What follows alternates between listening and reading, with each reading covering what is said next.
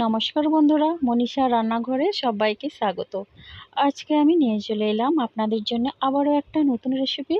তো এই রেসিপিটা দেখতে হলে অবশ্যই আমার সঙ্গে প্রথম থেকে শেষ পর্যন্ত থাকতে হবে।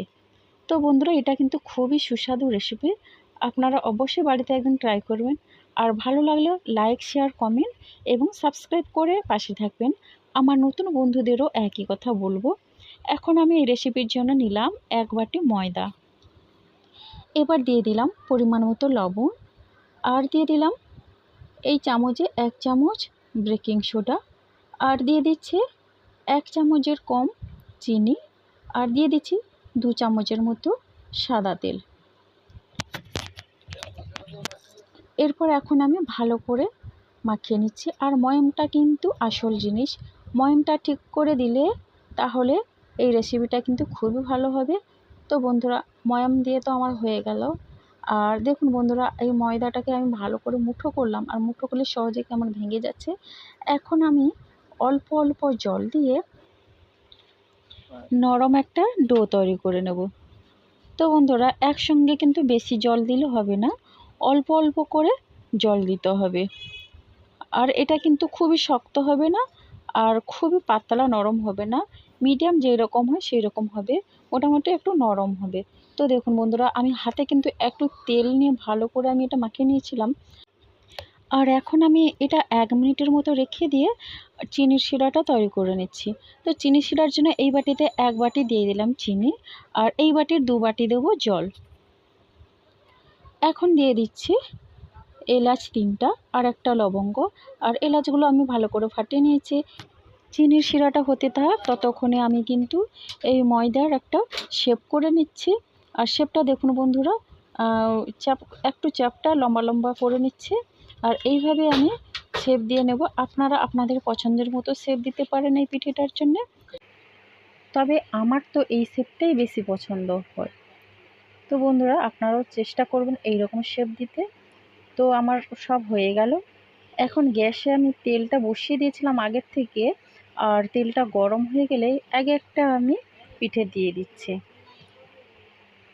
আর এটা কিন্তু অসম্ভব সুন্দর হয়, খুবই রসালো, আর খেতে খুবই সুস্বাদু লাগে। বাড়ির কেউ যদি কখন মিষ্টি খাওয়ার কথা বলে, তো আপনারা এইভাবেই বানাবেন। এটা পিঠা বলুন আর মিষ্টি বলুন, অসাধারণ লাগবে। আর এইটা যে কোনো মানুষের খুবই ভালো লাগবে, বাচ্চা বড় সবারই খুবই প্রিয়। আর এটা একবার খেলে অন্য কোনো মিষ্টি খাওয়ার কথা আপনারা বলবেন না। তো বন্ধুরা, দেখুন না কতটা সুন্দর হয়েছে, একেবারে ফুলে তো একটা বস্তা হয়ে গেছে। তো দেখুন কীভাবে লম্বা লম্বা পটলের মতন লাগছে, আবার ডিমেরও মতো লাগছে। তো এখন আমি উল্টে পাল্টে সবগুলো ভালো করে ভেজে নেব। আর এখন আমার সবগুলো ভাজা হয়ে গেছে, এবার আমি তুলে নেব। তো বন্ধুরা, বলুন এটা কত সুন্দর লাগছে। আর আপনারা অবশ্যই আমার মতো করে বানাবেন, দেখবেন খেতে খুবই ভালো লাগবে। সবগুলো একেবারে ফুলে একেবারে ডিমের মতো হয়ে গেছে। তো বন্ধুরা, এখন তো আমি একটা বাটিতে তুলে নিয়েছি, আর দেখুন কতটা সুন্দর লাগছে। আর এটা কিন্তু খুবই নরম হয়েছে। আর এখন আমি চিনির শিরাটা যে করে রেখেছি, এই চিনির শিরার মধ্যেই আমি দিয়ে দেব। তার আগে আমি চিনির শিরাটা একটু চেক করে নেব। অবশ্যই চেক করারও কিছু নেই, দেখুন দেখেই বোঝা যাচ্ছে চিনির শিরাটার কালারটা কত হয়েছে। আর দেখুন এই পিচ্ছিল হয়েছে, আর এই চিটচিটে পিচ্ছিল হলেই বুঝবেন যে শিরাটা হয়ে গেছে। এখন আমি এই ময়দার পিঠেগুলো দিয়ে দিচ্ছি এই শিরার মধ্যে।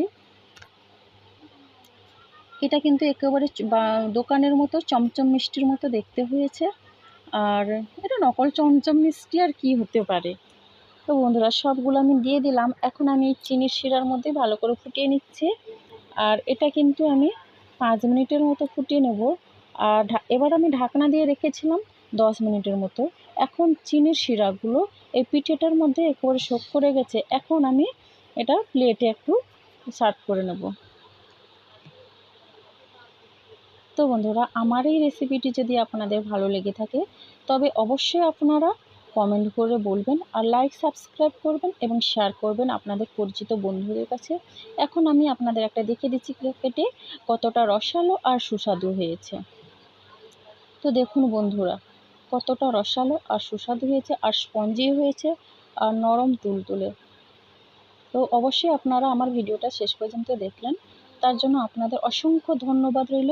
আর অনেক অনেক ভালোবাসা। আপনারা সবাই সুস্থ থাকবেন এবং ভালো থাকবেন।